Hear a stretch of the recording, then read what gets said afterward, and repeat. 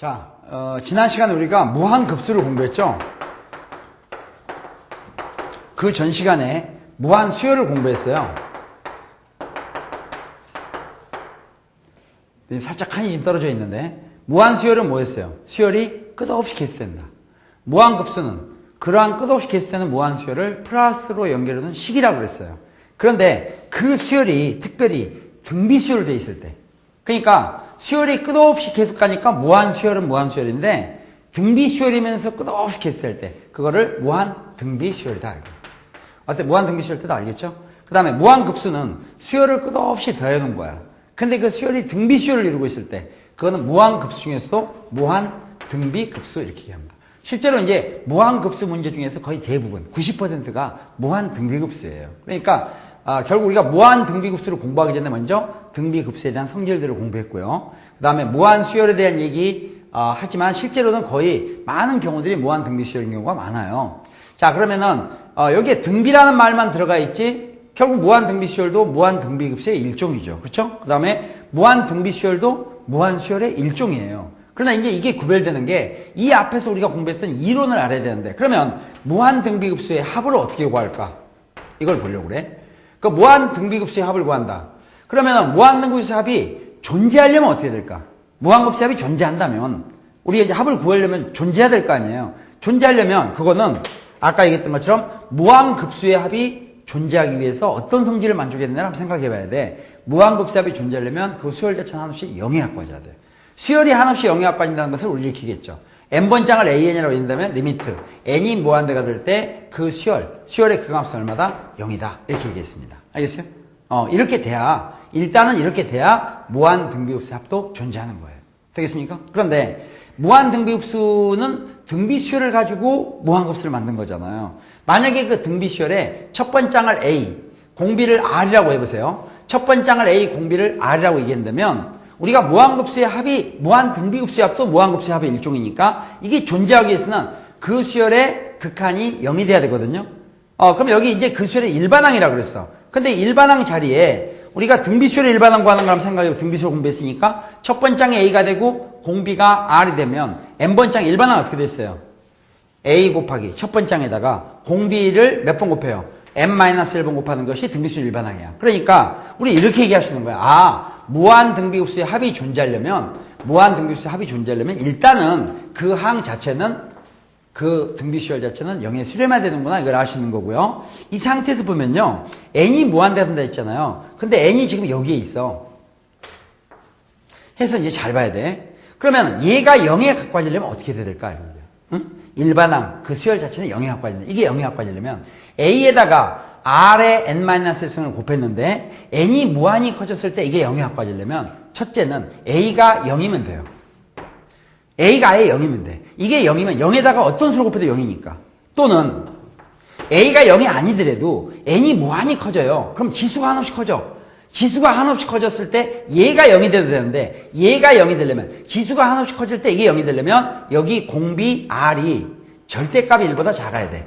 절대값이 1보다 작은 수는 지수가 한없이 커지게 되면 0에 가까워지니까. 그래서 결론은 무한등비급수의 합이 존재하기 위해서는 그 무한등비수열 자체가 0에 수렴해야 되는데 0에 수렴하려면 a에다가 r의 n-1승 곱해서 0이 나오려면 a가 0이 되거나 r의 n-1승이 0이 돼야 돼요. 그런데 n은 한없이 커진다 그랬죠. 지수가 한없이 커진데 얘가 0에 가까워지려면 및 r, 즉 공비가 절대값 1보다 작아야 된다. 구체적으로 얘기하면 공비가 절대값 1보다 작다는 것은 공비가 -1과 1 사이에 있어야 된다. 이런 조건을 만족해야 돼요.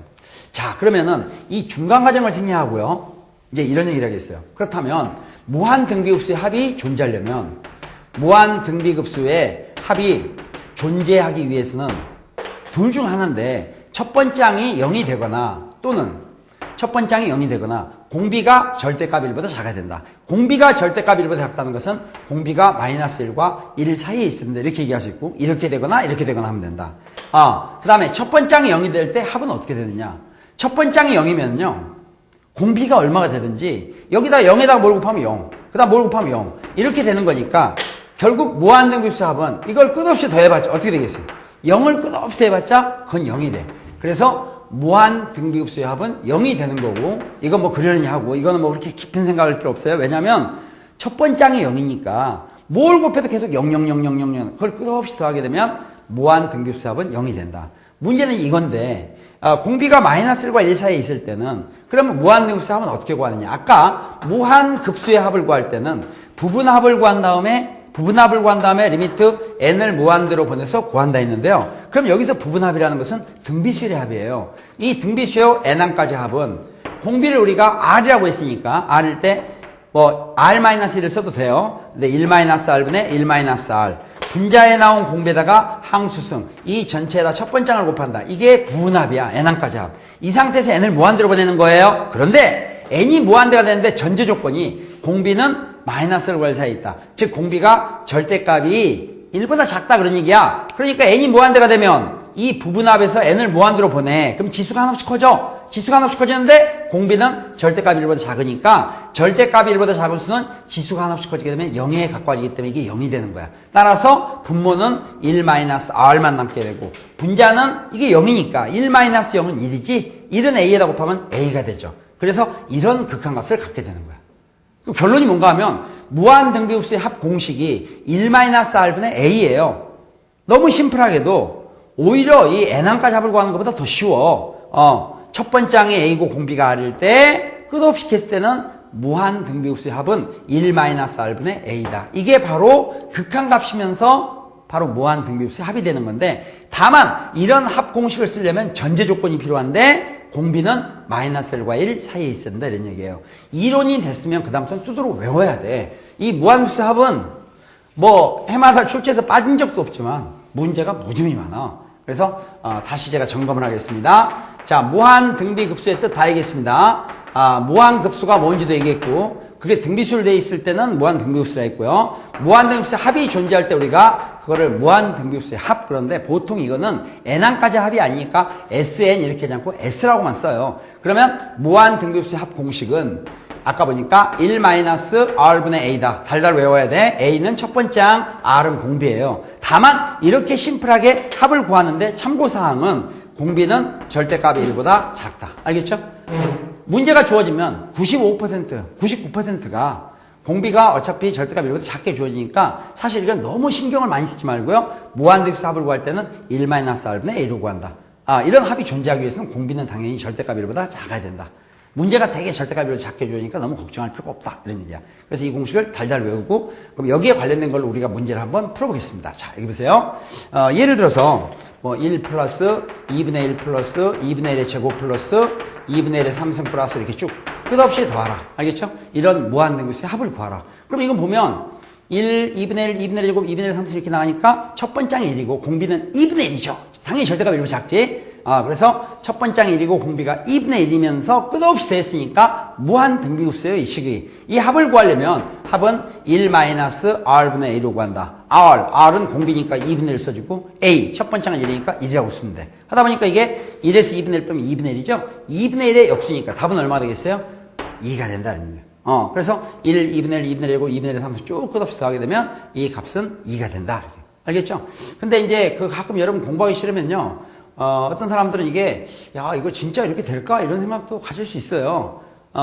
이게 과연 이렇게 되겠냐? 왜 끝없이 더한다는데 끝없이 더한다는데 이렇게 나중에 딱 떨어질 수 있냐 이렇게 생각할 수도 있는데 그거는 이제 이런 그림을 가지고 잠깐 한번 제가 설명을 드리겠습니다. 자, 여기 보세요. 예를 들어서 이런 그림을 가지고 볼까? 잠깐 이런 거 할까요? 2 플러스 1 플러스 2분의 1 플러스 2분의 1의 제곱 플러스 2분의 1의 3승 이걸 한번 풀어보죠. 끝없이 더하면 얼마냐? 자, 이거. 얘는 보면 첫 번째 항이 2죠. 공비가 얼마인가 봐. 2분의 1이야. 여기다 2분의 1을 곱해서 이게 나왔죠? 또 2분의 1 곱하기 이게 나왔죠? 2분의 1 곱하기 이게 나왔지? 그래서 공비가 2분의 1이고 공비는 2분의 1이고 첫 번째 항은 2가 되는 무한등비급수야. 공비가 틀림없이 절대값이 1보다 작으니까 합을 구할 때 합은 1-r분의 a로 구한다 했어요. 공비 r이 2분의 1이니까 2분의 1 쓰고요. a 첫 번째 항은 2가 되니까 2라고 써. 되겠습니까? 그럼 계산하니까 이게 2를 2분의 1로 나눈다. 2분의 1 나눈다면 2분의 1의 역수. 2분의 역수 2를 곱하는 거니까 이게 4 이렇게 나오지. 그래서 이거는 끝없이 더하면 4가 나온다는 것을 우리가 공식으로 구했습니다. 그죠? 지금까지 이론으로. 그런데 이제 어떤 사람들은 이게 미덥지가 않는 거야. 이게 4가 나온다는 게. 왜냐면 어쨌든 끝없이 더하는 거잖아요. 끝없이 더하면 뭐 나중에 좀 커지지 않겠냐 이런 생각을 가질 수 있어. 이걸 제가 그림으로 잠깐 설명드리겠어요. 만약에 이렇게 한 변의 길이가 2가 되는 정사각형이 있다고 생각해봐. 한 변의 길이가 2가 되는 정사각형이 있다. 그러면 여기 이 넓이는 얼마가 돼요? 넓이는 2는 4지. 맨 앞에 있는 2는 이거의 절반이야. 이 넓이가 전체 4인데 2니까 이거의 절반. 그래서 요거죠, 요거. 응? 그 다음에 여기 1 있지. 1을 더해야 되겠지. 1은 남아있는 거에 또 절반이야. 왜냐면은 요게 아까 전체가 4였잖아요. 그러니까 반이면 이게 2. 그러니까 남아있는 것도 반. 반에 또 반이니까 2의 반이니까 이게 1이지. 그래서 1을 더한다는 것은 이걸 더해주는 거야. 그럼 이 크기가 남아있는 게 1이죠? 2분의 1을 더하면 이 남아있는 거에 또 절반을 더한다는 거야. 이 절반을 더하니까 이만큼 더 더하는 거지. 그래서 2 더하기 1 더하기 2분의 1은 이거 더하기 이거 더하기 이거나 마찬가지야. 또 2분의 1의 제곱은 뭐야? 4분의 1. 남아있는 게 지금 2분의 1인데 여기 2분의 1인데 그거에 2분의 1의 제곱이니까 4분의 1. 4분의 1을 또 더하는 거야. 이렇게 더하는 거죠. 이 과정을 보니까 여기서부터 쭉 더한다는 것은 이거에다가 이거에 반 더하고 이거에 반을 더하고 이거에 반을 더하고 이거에 반을 더하고 계속 2분의 1 곱하니까 이거에 반을 더해. 또 이거에 반을 더해. 또 이거에 반을 더해. 이거에 반을 더해. 더하고 반 계속 해보세요. 마침내 이건 4에 갖고 가시죠. 이 안에 끝없이 반만 더해봤자 아무리 기다릴 필요도 없이 전체가 얼마에 갖고 가져요? 4에 갖고 가요. 그러나 우리가 이렇게 도형으로 하는 것이 아니라 아까 1-r분의 a라고 유도된 공식 있죠. 1-r분의 a라는 유도된 공식은 우리가 부분합을 구한 다음에 n을 무한도로 보냈었는데 그 공식으로부터 1-r분의 a 이걸 이용을 해준다. 알겠습니까? 자, 그런데 이 문제가 이렇게 나올 수도 있거든요. 시그마 n은 이퀄 1에서부터 무한대까지 이렇게 해놓고 여기다가 3분의 1의 n승 이렇게 써봐. 그럼 이건 뭔 뜻이냐? 요게 지금 일반항인데 여기에다가 n 대신에 1부터 끝없이 집어넣은 걸 합하라는 얘기야. 실제로 대입해볼래요? n 대신에 1을 집어넣으니까 3분의 1이죠. 그 다음에 2를 집어넣으면 3분의 1의 제곱이죠. 3을 집어넣으면 3분의 1의 세제곱이죠. n 대신에 1부터 쭉 대입해서 끝없이니까 끝없이 가는 거야. 이거를 시그마 더하세요 이런 얘기야. 그럼 보면 이거는 첫 번째 항도 3분의 1이고 공비도 3분의 1인 무한등비흡수야. 근데 이런 무한등비흡수의 합을 구할 때는 아까 1-r분의 a라 그랬잖아. 근데 공비가 얼마입니까? 3분의 1이니까 r 자리에 3분의 1 쓰고 a 첫 번째 항도 역시 똑같이 3분의 1이니까 3분의 1 쓰면 바로 우리가 유도했던 무한등비흡수의 합을 구하는 공식 1-r분의 a를 가지고 합을 구할 수 있다. 계산 끝나겠지? 3분의 2분의 3분의 1이니까 분모문제에 3을 곱하면 2분의 1이다. 이렇게 값을 구할 수 있어요. 어떻게 되겠습니까? 하나만 더 연습해 보겠습니다. 무한등비흡수 합 공식 잘 외워놓으시고요. 1-r분의 a. 자, 그럼 이번에는 이렇게 시그마 n은 이퀄 1에서부터 무한대까지. 자, 이번엔 3의 n승분의 2의 n승 플러스 1 이걸 해보겠어요. 자, 이런 게 나오면 어떤 학생들은 이걸 갖다 하나의 항으로 인식하고 여기다가 n 대신에 1, 2, 3, 4 대입을 하다 보니까 망치는 거야. 자, 이런 경우는 초등학교 때 봤던 것처럼 이 3의 n승이 공통분모예요. 공통분모니까 3의 n승분의 2의 n승에다가 3의 n승분의 1을 더한 것과 같다 이렇게 분리시키면 되지. 이렇게 분리시키다 보니까 이 자체는 시그마 n은 이퀄 1에서부터 무한대까지 그 다음에 3의 n승분의 2의 n승은 3분의 2의 n승이 되고 플러스 3의 n승분의 1은 3의 n승분의 1이니까 1은 1의 n승이나 마찬가지니까 이건 3분의 1의 n승 이렇게 돼. 그러면은 이게 지금 시그마 n은 이퀄 1에서 무한대까지 돼 있어서 안에 항이 두 개 나와 있는데 얘도 합이 존재해요. 왜냐면 n 대신에 1부터 1, 2, 3, 4 집어넣으면 첫 번째 항이 3분의 2이고 공비가 3분의 2인 무한등비흡수니까 합이 존재해. 우리가 그런 걸 수렴한다 이렇게 얘기하고 얘도 당연히 공비가 n 대신에 1, 2, 3, 4 집어넣으면 공비가 3분의 1이니까 얘도 수렴하는 거야. 수렴하는 경우들은 어떻게 한다 했어요? 따로따로 계산해가지고 나중에 더해도 좋다 했기 때문에 각각 무한등비흡수의 합공식을 이용해서 구해주면 돼. 그럼 이런 경우는 공비가 3분의 2, 첫 번째 항도 3분의 2지 1-r분의 a 이걸 계산하면 되고 플러스 이거는 n 대신에 1부터 대입해보면 첫 번째 항도 3분의 1이고 공비도 3분의 1이니까 1-r분의 a 이걸 이용해서 여러분 이제 이거 계산해가지고 최종적인 결과를 내면 됩니다. 무한등비흡수의 합은 계산할 수 있겠죠? 자, 우리 계산할 수 있어요. 계산됐는데 그러면 이렇게 무한등비흡수 합이 존재할 조건을 아까 우리가 계산은 자유롭게 했었는데 무한등비흡수의 합이 존재할 조건을 공부했으면 이걸 다시 좀 생각해 봐야 돼. 자, 이거 보세요. 만약에 방금 합을 구했는데 무한등비급수 급수의 합이 존재하기 위해서는 어떻게 돼야 되느냐? 우리가 아주 약하게 다뤘지만 첫 번째 항이 0이 돼도 좋고요. 그죠? 첫 번째 항이 0이 되면 어차피 0, 0, 0, 0 되니까 끝없이 돼봤자 0이다. 그래서 합은 0에 수렴한다 이렇게 얘기했고 이렇게 되거나 또는 공비가 절대값으로 작다. 즉 공비가 마이너스 1과 1 사이에 있어야 된다. 이런 조건을 만족하면 된다. 그런 얘기를 했어요. 어떻게 되겠습니까? 그런데 문제를 풀다 보면 어떨 때는요. 첫 번째 항과 공비가 같은 경우가 있어요. 첫 번째 항과 공비 같은 경우가 대표적으로 일반항이 이런 꼴로 되어 있을 때 3분의 2의 n승 이런 거 보세요. 이런 거는 우리가 등비수열을 여러분이 열심히 공부했으면 그때 일반항을 분석했었는데 등비수열의 일반항 n항은 지수의 n에 관한 1차식이 와 있다는 거고요. 공비는 n의 미수가 된다 했어. 그러니까 여기 n에다가 일일이 1, 2, 3, 4를 대입하지 않더라도 n의 미수가 공비니까 이거는 공비가 3분의 2가 되는구나 하는 걸 알 수 있고요. 첫 번째 항은 n 대신에 2를 대입한 거야. n 대신에 2를 대입해도 이건 어떻게 첫 번째 항이 얼마 되겠어요? 3분의 2. 그래서 바로 일반항 자체가 모의 n승 이런 꼴로 주어진 경우는 첫 번째 항과 공비가 모두 같게 되는 등비수열이에요. 무한 등비급수에는 이것도 상당히 많이 나와. 하다 보니까 그랬을 때는 조건이 어떻게 줄어들게 되느냐. 만약에 첫 번째 항과 공비가 같다면 첫 번째 항이 0이란 말은 공비가 0이란 말과 같고 공비가 0이란 말은 이미 이 안에 포함되어 있기 때문에 별도로 따지지를 않아도 된다. 그래서 어떤 학생들은 이것만 가지고 문제를 풀었는데 항상 맞았다. 운이 좋은 거야. 어떨 때 이것만 따졌을 때도 맞느냐. 공비하고 첫 번째 항이 같을 때 그랬다. 방금 제가 확인했던 거죠. 그래서 그럴 때는 공비가 마이너스 1과 1 사이에 있으면 무한등비수 합은 존재한다 이렇게 얘기하는데 이렇게 해서 우연히 맞았다고 안심하면 안 되고요. 원래 기본적인 방법은 무한등비수의 합이 존재하기 위해서는 첫 번째 항이 0이 되거나 조심해야 돼. 첫 번째 항이 0이 되거나 또는 공비가 마이너스 1과 1 사이에 있을 때다. 이 두 가지를 다 따지는 걸 명심해야 됩니다. 알겠습니까? 자, 그러면 미니 예제를 한번 보겠어요. 자, 이번에는요. 수열이 쭉 있는데 여기 x, x-1 플러스 x, x-1의 제곱 플러스 x, x-1의 세제곱 이렇게 쭉 나가. 이게 수렴하도록 x의 값이나 범위를 구해봐라.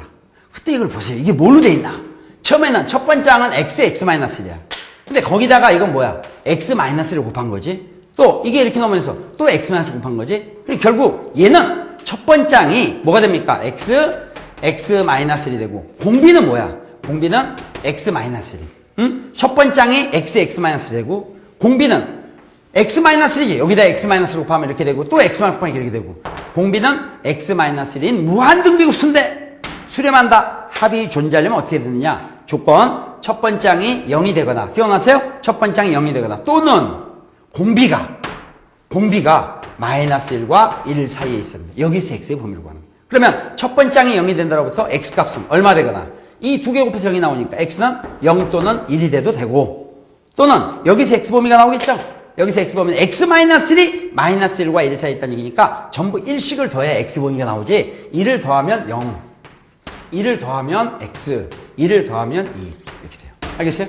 따라서 이 무한등비급수가 수렴하려면 첫 번째 항이 0이 되거나 공비가 마이너스 1과 1 사이에 있어야 된다로부터 x가 0, 1 또는 이렇게 된다 이렇게 얘기하시는데 이걸 수직선상에 전부 표시해보면 이렇게 돼 있지. 밑에 거 x는 0과 2 사이에 있어야 되니까 여기가 0이고 이게 2가 된다면 이게 1이라면 0과 2 사이에 있고 또는 x는 0 또는 1이 돼도 좋다. 그런데 1은 이미 여기에 들어있어. 이 범위 안에. 그러니까 얘기할 필요 없어. 그렇지만 0은 이 범위 안에 안 들어있죠. 그러니까 0은 메꿔줘야 됩니다. 되겠어요? 그래서 최종적인 답은 x가 0보다 크거나 같고 2보다 작다가 답이 되는 거예요. 응? 식계산은 조금 이렇게 어수선하게 보이지만 근본적인 원리는 무한등비급수가 수렴할 조건을 써서 문제를 푼 겁니다. 알겠죠? 무한등비급수가 수렴할 조건. 자, 보세요. 다시 무한등비급수. 무한급수가 아니라 특별히 무한등비급수가 수렴한다. 그 말은 무한등비급수의 합이 존재하도록 해야 된다. 얘기해보면 어떻게 돼요? 첫 번째 항이 0이 되거나 또는 어떻게 돼요? 첫 번째 항이 0이 되거나 또는 공비가 마이너스 1과 1 사이에 있어야 된다. 이렇게 얘기하십니다. 알겠습니까? 그런데 왜 지금 이걸 굳이 강조하느냐? 문제에 따라서는 무한등비 수열이 수렴할 조건을 묻는 경우가 있어요. 무한등비 수열이 수렴할 조건. 이 두 개를 구별해야 돼. 이거는 말 그대로 수열이 수렴할 조건이고, 이거는 급수가 수렴할 조건인데, 수열이 수렴할 조건이라는 것은 수열 자체가 어떤 일정한 수에 가까워지는 게 수열이 수렴한다 이런 얘기고, 급수가 수렴한다는 것은 이거를 끝없이 더했는데 합이 일정한 수에 가까울 때 급수가 수렴한다 했고, 급수가 수렴할 조건은 여러 가지 유도 과정을 거쳐서 무한 등비급수가 수렴할 조건은 첫 번째 항이 0이 되거나 공비가 마이너스과 1 사이 있으면 된다 이런 얘기를 했거든요. 그런데 이 무한 등비 수열이 수렴할 조건이라는 것은 첫 번째 항이 A가 되고 공비가 R일 때 그 수열의 일반항은 A 곱하기 R의 n-1승이거든요. 그러면 이게 일반항이야. 수열이 수렴한다는 것은 일반항 앞에다가 n을 무한대로 보냈을 때 이게 어떤 일정한 상수값을 간다는 얘기야. 응? 그런데 어떤 경우 n이 무한대가 됐을 때 그 n이 무한대가 됐다는 건 이 지수가 이게 한없이 커질 때 지수가 한없이 커지지만 이 값 자체가 어떤 하나의 상수에 가까워진다면 그게 무한등비 수열이 수렴한다 이렇게 얘기하는 거야. 이렇게 되기 위해서는 밑에 무한등비급수 조건하고 똑같아요. 그래서 똑같이 써 일단. 첫 번째 항이 0이 돼도. 왜? 첫 번째 항이 0이면요. 이게 어차피 0이 되면 이게 뭐가 되든 관계없이 결과는 0이니까 0에 수렴하게 돼. 아니면 공비가 마이너스 1과 1 사이에 있을 때. 공비가 마이너스 1과 1 사이에 있으면요. 이거 잘 보세요. 공비 밑이 마이너스 1과 1 사이에 있게 되면 절대값 1보다 작죠? 절대값 1보다 작으면 지수 n이 한없이 커질 때 이게 0에 가까워져. 그래서 이건 또 0에 수렴하게 돼. 그러면 두 개가 차이가 없는 것처럼 보이는데 여기서 명심할 사항이 있어요. 무한등비 급수 수렴 조건은 이렇게 됐고 무한등비 수열 수렴 조건도 이렇게 됐는데 지금은 똑같죠. 똑같은데 두 개가 차이가 있어. 이거는 공통 조건이고 그 차이는 무한등비 수열이 수렴할 조건에는 공비가 1인 경우도 포함된다. 이거를 이제 구별해야 돼. 그러니까 문제가 비슷비슷하게 보여. 무한등비 급수가 수렴할 조건 구하라. 이렇게 푸는 거. 무한등비 급수가 수렴할 조건 비슷비슷한 얘기. 무한등비 급수 비슷비슷하잖아. 자, 이런데 무한등비 수열이 수렴할 조건에는 공비가 1인 경우가 포함된다. 여기는 안 되고. 두 개 공통점과 차이점 아시겠죠? 확인해보자. 그럼 공비가 1이라는 게 뭔데? 공비가 1이라는 게 뭘 의미하느냐? 등비 수열에서. 예를 들어서 첫 번째 항이 A가 되는데 공비가 만약에 1이 된다는 것은 여기다 1을 곱하면 두 번째 항에 나오는 1을 곱하면 세 번째 항에 나오고 이런 얘기야. 그러니까 만약에 우리가 첫 번째 항을 3이라고 해봐. 첫 번째 항이 3인데 공비가 1이라면 여기다 1을 곱하니까 3 1을 곱하니까 3 1을 곱하니까 3 결국 3, 3, 3, 3, 3은 이런 등비 수열이 나와. 그럼 이게 끝없이 계속돼봐. 3, 3, 3, 3 끝없이 돼도 수열 자체는 역시 극한이 얼마야? 3. 그래서 무한 등비 수열은 수렴해요. 3에 수렴한다. 됐어요? 그러나 무한 등비 급수가 수렴하는 건 아니지. 3을 끝없이 더해봐. 3을 끝없이 더하면 그거는 무한대가 되니까 수렴이 안 되지. 그렇죠? 그래서 무한 등비 급수 수렴 조건은 아까 공비가 마이너스 1과 1 사이에 있어야 된다.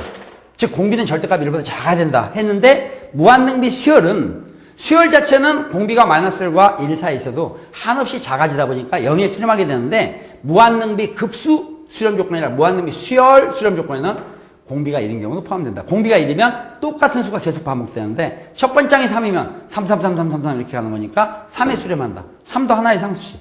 그러니까 수렴 조건에 들어가는 거예요. 이렇게 되겠어요? 자, 여기까지가 지금 현재 여러분 무한등비 수열과 무한등비 급수 수렴 조건이고요. 이런 것들이 이제 중간중간에 문제가 들어가 있어요. 들어가 있는 상태에서 여러분이 이걸 다 명확하게, 애매하게가 아니라 확실하게 구분해서 문제를 풀 수 있어야 됩니다. 자, 그러면은, 이제 여기 그 두 개를 좀 구분할 수 있도록 여러분 한번 다시 제가 한번 문제를 주겠어요. 잘 보세요. 만약에 2분의 x 플러스 2, 2분의 x 플러스 1로 할 거, 2분의 x 플러스 1, 2분의 x 플러스 1, 이게 있는데, 이거를 갖다가 n승했어요. 이거를 일반항으로 갖는 수열. 그럼 이게 등비 수열인데. 왜냐하면 지수의 n에 관한 1차식이 와 있으니까. 그런데 이게 끝이 없이 계속되면 등비 수열 앞에, 등비 수열이라는 말 앞에 무한이란 말도 같이 넣어요. 그래서 무한 등비 수열이 있다. 이런 얘기야. 이 무한 등비 수열이 수렴하기 위한 x의 범위 또는 값을 구하시오. 알겠어요? 이런 무한 등비 수열이 수렴하도록 x의 값이나 범위를 구하라. 이렇게 나오면요. 아까도 제가 잠깐 얘기했는데 등비 수열 때도 얘기했거든요. 모의 n승 이런 꼴로 일반항이 돼 있으면 지수의 n에 관한 1차식이 와 있으니까 등비 수열의 일반항이 맞는데 모의 n승이 됐을 때는 첫 번째 항이나 공비가 같은 그런 등비 수열이라고 했어요. 됐어요? 왜? n의 미수가 공비. 네모지, 공비. 또 n 대신에 1을 집어넣으면 네모, 첫 번째 항. 그러니까 이런 경우는 첫 번째 항과 공비가 같은 그런 경우다. 이렇게 얘기를 했었는데요. 자, 여기 보시면 그렇다면은 우리가 아까 무한등비 수열이 수렴할 조건, 무한등비 수열이 수렴할 조건 어떻게 했어요? 첫 번째 항이 0이 되거나 공비가 일단 마이너스 1과 1 사이에 있는데 여기에 문제 출제된 것이 무한등비 수열이 수렴할 조건이니까 공비 어떻다? 1인 경우도 포함을 시켜라. 만약에 무한등비 급수 수렴 조건 같으면 공비는 마이너스 1과 1 사이에 있다 해서 끝난다 했어. 등호 하나 가지고 답이 많이 달라지니까. 근데 지금 현재 이거는 일반항이 집합교환에 들어있어요. 제가 이 개념 설명 때만 여러 차례 얘기했는데 머릿속에 좀 잘 안 들어온 학생은 문제가 심각한 거야. 집중력이 너무 결여되어 있는 거예요. 수열 첫 시간에 얘기했던 거야. 집합교환에 들어있는 게 n번장이야. 그리고 이 n의 미수가 2분의 x 플러스 1이 그 등비수를 공비예요. 그런데 모의 n승꼴로 되어 있는 이런 일반항은 첫 번째 항과 공비가 같은 경우라 있어. 첫 번째 항과 공비가 같을 때는 얘는 안 따져도 좋다 했어요. 왜냐하면 첫 번째 항과 공비 같으면 첫 번째 항이 0이 되거나 이 말은 공비가 0이 되거나 이런 얘기나 마찬가지고 공비가 0이라는 것은 이미 이 안에 포함되어 있어요. 0이. 그죠? 그래서 이랬을 때는 그냥 공비가 마이너스 1보다 크고 1보다 작거나 같다. 이걸 만족하면 돼. 근데 공비는 n의 미수야. 따라서 이 공비 자리에 뭐가 들어가요? 2분의 x 플러스 1이 들어가는 거야. 2분의 x 플러스 1이 들어가니까 공비 자리에 2분의 x 플러스 1이 오고 여기서 우리가 x의 범위를 구해야 되니까 일단 분모에 있는 2를 없애기 위해서 각각 2배를 해주는 거예요. 알겠어요? 자, 여기다 2배 주니까 그러면은 2 곱하니까 마이너스 2. 여기다 2를 곱하니까 x 플러스 1. 2를 곱하니까 2가 돼서 이렇게 되고 x의 범위를 구하랬으니까 여기 1을 없애야 되겠죠? 1을 없애니까 전부 얼마씩 빼면 돼요? 1씩 빼주면 돼. 1을 빼니까 마이너스 3이 되고 1을 빼니까 x가 되고 1을 빼니까 1. 그래서 구하는 범위는 마이너스 3보다 크고 1보다 작거나 같다가 답이 돼요. 만약에 여기서 공비가 1이라는 걸 빼먹었으면 여기에 등호가 안 들어가죠. 안 들어가면 오답이 되는 거지. 특히 언제? 정수의 x의 개수를 구하라. 정수의 x의 개수를 구하면 여기서 우리가 정수 개수를 센다 셈 치고 등호가 없으면 1은 빼지만 등호가 있으면 1을 넣어야 되니까 개수에서 차이가 나죠. 무슨 얘기죠? 그래서 어차피 공부하려면 여러분이 이런 것들을 확실히 구별을 해야 되고요. 이 시간이 좀 뻑뻑해요. 왜 뻑뻑한가 하면 여러분들이 원래 이거를 처음에 설명하는 기본 설명부터 정말 정성껏 들었으면 어제 우리가 세미나 하면서도 내 얘기를 좀 들어보니까 어떤 학생이 자기 8등급이었는데 이번에 수능 봤을 때 1등급이 나왔다. 그거는 특이한 경우가 아니야. 전 별로 놀라지도 않아. 그냥 그러려냐고. 또 어제 또 어떤 또 다른 지역 세미나에서 얘기를 들었는데 자기는 군대 갔다 왔대요. 군대 갔다 와서 이제 그 학생 아마 좀 이따 이거 또 들을지도 몰라. 군대 갔다 왔는데 가서 한 지금 현재 3개월인가 4개월 들었는데 이번 수능에서 2등급이 나왔다는 거야.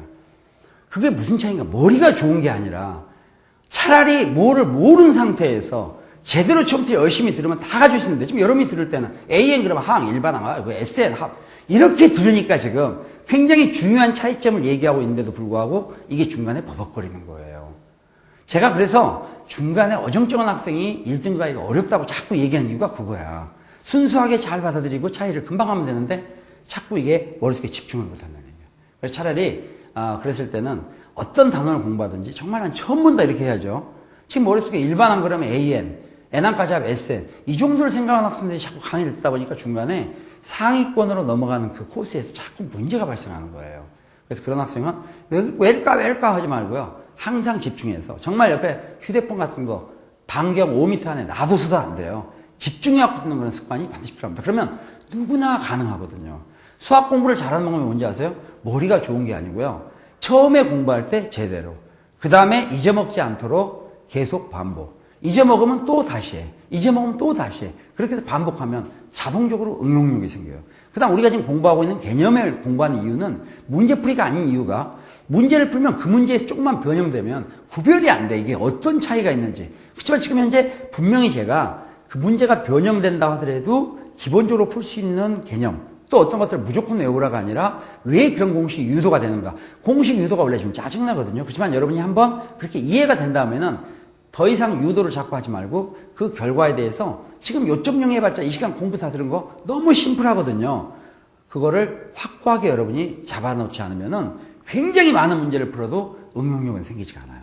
지금 그래서 이 시간에 공부한 게 절대 쉬운 건 아니야, 물론. 왜 쉬운 게 아니라 여러분이 집중력이 결여되어 있다는 전제요건 하에서. 그렇지 않다면 제가 지금 꼼꼼하게 용어나까지 다 설명했기 때문에 이거를 잘만 들었으면 명확하게 문제가 어떻게 바뀌나. 우리 조금 전에 풀었던 문제 기억이 안 나요? 꼭 적지 않더라도. 조금 전에 풀었던 거, 예를 들었던 거. 공비하고 첫 번째 항이 같은 거였는데 뭐였어요? 공비가 2분의 x 플러스 1인 것 같고 해봤잖아요. 그래갖고 문제를 풀어봤었는데 그 2분의 x 플러스 1이 다른 걸로 바뀌면 문제가 대형사고 터져요? 아니라니까. 어차피 그게 공비고 첫 번째이면 우리가 도구로 가지고 있어야 될 거는 문제가 구별할 게 무한등비 이렇게 나가다가 수열이 수렴하는 얘기냐 급수가 수렴하는 얘기를 우선 구별을 해야 된다는 얘기야. 마이너스는 이런 걸 너무 어영병 보는 거야. 무한등비 수열이 수렴하냐 급수가 수렴하냐. 수열이든 급수든 공통적인 건 첫 번장이 0이 되거나 또는 어떻게 돼요? 공비가 마이너스 1과 1 사이에 있을 때 이렇게 됐을 때 무한등비 수열도 수렴하고 무한등비 급수도 수렴하는 거예요. 됐어요? 차이가 있다면 무한등비 수열이 수렴할 조건에는 공비가 1인 경우도 집어넣는다. 어떻게 얘기 되겠습니까? 또 왜 그런지도 얘기했어. 공비가 1일 때 왜 차이가 나느냐? 그럼 공비가 1일 때 어떻게 되는데 무한등비 수열은 수렴하지만 무한등비 급수는 수렴하지 않는다. 공비가 1이라는 것은 똑같은 수가 계속 반복된다는 얘기잖아. 아까 이해 들었는데 5면 공비가 1이니까 또 1 곱하니까 5, 1 곱하니까 이렇게 되는 거야. 이게 수열 자체도 5에 수렴하는 게 맞아. 5 이렇게 나가니까. 그렇지만 5를 끝없이 더하면 무한대가 되기 때문에 수렴한 게 아니지. 이거를 구별을 해줘야 된다는 얘기야. 또 특별히 무한등비 이렇게 나가는 문제에서는 특별한 일이 아니면 첫 번째과 공비 같은 경우 문제가 100문제면 95문제 이상이 되니까 그러니까 일반항이 이런 꼴로 돼 있는 그런 수열은 요게 공비면서 동시에 첫 번장이야. 그럴 때는 이 앞에 조건을 안 따져도 좋다 했어요. 왜? 첫 번장이 0이란 말이나 첫 번장과 공비가 같으면 첫 번장이 0이란 말이나 공비가 0이란 말이나 똑같은데 공비가 0이라는 건 이미 이 조건 안에 들어있기 때문에 자동적으로 안 따져도 들어가 있다는 얘기야. 그럴 때는 얘만 가지고 따진다. 얘만 가지고 따질 때도 역시 무한등비 수열 문제냐 무한등비 급수 문제냐에 따라서 공비가 1인 경우를 넣을까 안 넣을까를 생각을 해준다. 근데 왜 이런 게 나왔느냐? 이 앞 시간에서도 나온 거잖아요. 무한급수가 수렴할 조건 그 수열 자체가 0에 합과져야 된다. 그 수열이 0에 합과지려면 일반항이 0에 합과져야 된다. 그런데 첫 번장이 0이고 공비가 R인 경우는 일반항이 이런 꼴로 돼 있는데 n이 무한대가 됐음에도 불구하고 이 자체가 0에 합과지다 보니까 0에 합과지면 이 두 개를 곱해서 0에 합과져야 돼.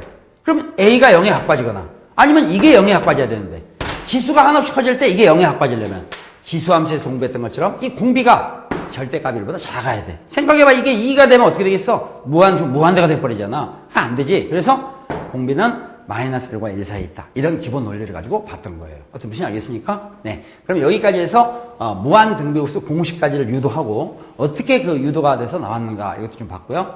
무한등비급수 합공식을 이용해서 문제들을 풀어봤어요.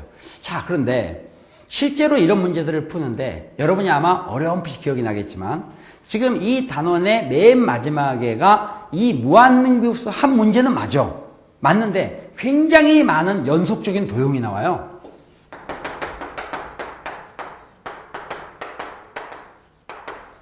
굉장히 많은 연속적인 도형 문제들이 나와. 예를 들어서 이런 거, 이런 정사각형이 있다. 또 그 안에 뭐 이런 정사각형이 들어가 있고, 또 안에 이런 정사각형이 들어가 있고, 또 정사각형이고, 또 정사각형이고 이런 게 쫙 나와. 또는 뭐 이렇게 돼 있다. 여기서 수선을 그었다. 여기서 수선을 그었다. 수선을 그었다. 수선을 그었다. 수선을 그었다. 이런 식으로 나와. 응? 또는 뭐 이런 정사각형이 있다. 야, 여기다가 이렇게 뭐 대각선을 그었는데 뭐 대각선을 그어놓고 그 다음에 여기다가 또 다시 무슨 뭐 정사각형을 뭐 어떤 조건을 맞춰갖고 했다. 그 다음에 또 뭐 대각선을 그었다. 어쨌든 쫙 나가. 지금 이런 여러 가지 문제들이 있어요. 이게 연속적인 도형 문제들이 쭉 나와. 그런가 하면 원을 갖다가 이용한 부채꼴 또는 반원 이런 얘기들도 있어. 보세요. 이런 거. 자, 이런 반원이 있다. 이 반원에서 지름을 3등분해서 다시 반원을 그린다. 또 지름을 3등분해서 다시 반원을 그린다. 다시 지름을 3등분해서 반원을 그린다. 이런 것들도 있고요. 되겠어요? 그런가 하면 또 뭐 부채꼴로도 계속 가는 문제들이 있어. 부채꼴 가지고도. 부채꼴 같은 형태로 해서 뭐 이래서 어떤 이런 원이 있다. 그런데 이렇게 해서 부채꼴이 있다. 그 다음에 이 각을 어떻게 해서 또 부채꼴이 있다. 또 있다 해서 이런 게 반복된다든가. 이와 같이 어떤 도형들이 계속 연속적으로 반복이 되는데 여기 도형에서 많이 쓰이는 것이 원이 있고 원을 가지고 쪼개서 부채꼴을 만들고 그죠? 부채꼴. 또 정사각형이 있어. 또 굉장히 유명한 게 삼각형도 있지. 삼각형 중에서도 특별히 정사각형이 또 많이 쓰이게 돼요. 정삼각형. 이런 것들에 대해서는 우리가 초등학교 때부터 그간에 꾸준히 어떤 길이에 대한 거나 넓이 이런 걸 갖다가 공식으로 외워왔는데 여기에 대해서 여러분이 가지고 놀지 않으면 우리가 무한능비흡수 합 공식 1-R분의 A로 합을 구하는데 이 합을 구하는 이 공식이 문제가 아니라 이러한 공비나 첫 번장을 구하는 과정에서 이런 도형에 대한 기본 상식을 가지고 있어야 돼요. 예를 들어서 부채꼴이 있으면 이 부채꼴에 대해서 호의 길이는 어떻게 구하는 건지, 부채꼴의 넓이는 어떻게 구하는 건지 이런 걸 유도를 해볼 수 있어야 돼. 부채꼴의 넓이도 조건에 따라 어떻게 구하는 건지 무슨 얘기 있어요? 그 다음에 삼각형 중에서도 직각삼각형이 있다면 직각삼각형에서 여러분 삼각함수를 이용해서 어떤 변을 알고 무슨 각을 할 때 나머지 변들은 어떻게 구할 건지, 또 정사각형이 있으면 정사각형에서 대각선을 어떻게 찾는 건지, 대각선을 알면 한변의 길이는 어떻게 구하는 건지 이런 게 초등학교 때부터 계속 해왔던 건데 그거를 시험장에 가서 볼 시간이 없어요. 여러분 보고 바로바로 봐야 돼. 그래서 이 무한능비흡수를 공부하다 보면 결국 맨 마지막 문제는 도형을 갖다가 얼마나 많이 가지고 노느냐 이런 얘기야. 특히 그 중에서 연속적인 도형이 계속되면서 줄어들거든요. 되게 줄어드니까 닮은 꼴에 대한 이용도 가지고 노. 닮은 꼴에 대해서. 그래서 원이라든지 삼각형 또는 무슨 뭐 피타고라스 정리 관련된 거 이런 것들을 갖다 가지고 놀 수 있어야 되고요. 또 원이라니까 제가 원이 뭐 반지름하고 넓이 아닙니까? 천만의 말씀. 원에는 내심, 외심, 수심, 뭐 무게중심 이런 것들 있죠. 걔들의 특성까지를 다 이해하고 있어야 돼. 그러면 물론 당연하게 여러분 고등학교 1학년 때 공부했던 삼각함수 아주 기본 원칙도 가지고 있어야 됩니다. 그래서 이런 것만 돼 있으면 문제를 푸는 건 상관이 없어요. 여러분 문제를 풀다가 자꾸 막히는 게 그런 도형에 대한 어떤 기본적인 값을 구하는 거에서 익숙하지 못해. 뭐가 주어진 조건을 가지고 다음에 뭘 구할 거냐. 그래서 그런 성질에 대해서 충분하게 이해한 다음에 굉장히 중요한 얘기가 바로 닮은 꼴, 닮은 비.